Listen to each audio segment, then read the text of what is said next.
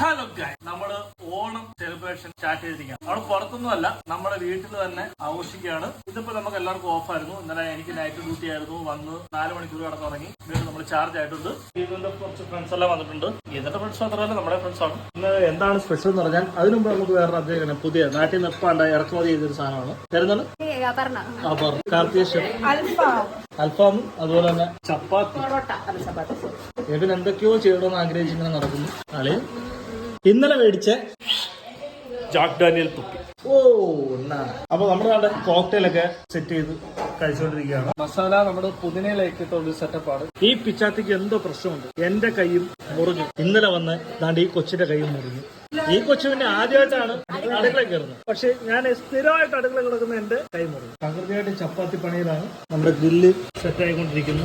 Guys, അങ്ങനെ ചപ്പാത്തിയും chicken ഗ്രില്ലും സെറ്റാണ്. ശരിയെന്നാ.